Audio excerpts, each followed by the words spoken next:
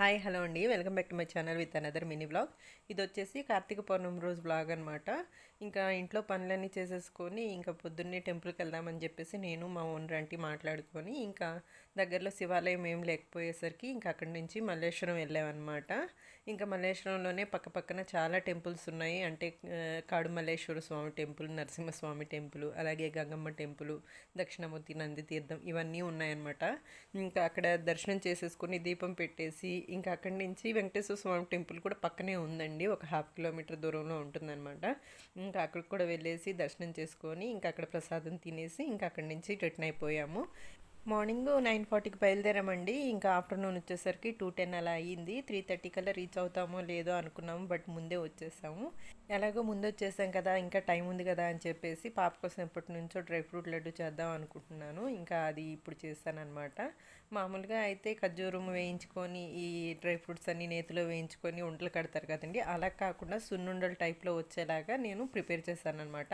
దానికోసం నేను బెల్లాన్ని ఈ విధంగా ముందే తురుము పెట్టుకున్నాను. తర్వాత కొన్ని రాగులు, అలాగే మినపప్పు, అవిసె గింజలు ఇవన్నీ వేయించుకొని పక్కన పెట్టేసుకున్నాను. తర్వాత ఇంకా నా దగ్గర ఉన్న కొన్ని డ్రై ఫ్రూట్స్ అంటే జీడిపప్పు, బాదం పప్పు, పిస్తా పప్పు, వాల్నట్స్, గుమ్మడి విత్తనాలు, అలాగే సన్ఫ్లవర్ విత్తనాలు ఇవన్నీ కూడా వేయించేసి దోరగా పక్కన పెట్టేసుకున్నాను.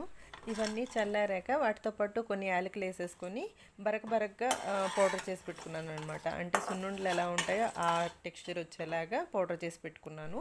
ఈ విధంగా అయితే వచ్చింది. తర్వాత దీంట్లో బెల్లం తురిమి పెట్టుకున్నాను కదా ముందుగానే, దాన్ని మిక్స్ చేసుకొని బాగా కలుపుకున్నాను. ఆ తర్వాత ఇంకా ఉండలు కట్టడానికి నెయ్యి కావాలి కాబట్టి ఇంకా సరిపడినంత నెయ్యి తీసుకొని ఈ విధంగా ఉండలు చేసి పెట్టుకున్నాను. చాలా టేస్టీగా వచ్చాయి. అండ్ ఇంకో విషయం ఏంటంటే నేను అవిసె గింజలు ఎక్కువ క్వాంటిటీ తీసుకున్నాను అనమాట. అంటే ఇవన్నీ 1 కప్పు తీసుకుంటే అది మాత్రం 3 కప్పులు తీసుకున్నాను. ఎందుకంటే జుట్టు కొంచెం మంచిది అంటారు కదా, అందుకని చెప్పేసి తీసుకున్నాను. వాటితో పాటు కొబ్బరి కోవా లడ్లు కూడా చేశాను అనమాట. ఈ రెసిపీని నేను వీడియో మాత్రం తీయలేదండి, మర్చిపోయాను, కంగారులో చేసేసాను అనమాట. బట్ ఎవరికన్నా ఈ రెసిపీ కావాలంటే మాత్రం కామెంట్ సెక్షన్లో కామెంట్ చేయండి, డీటెయిల్గా ఇంకోసారి వీడియో తీసి పెడతాను. బట్ టేస్ట్ మాత్రం చాలా సూపర్గా వచ్చాయన్నమాట. పని అంతా ముగించేసుకునేసరికి 3:30 అయిపోయింది. ఇంకా పాపని తీసుకొచ్చిన తర్వాత నేను ఉండలు చుట్టాను.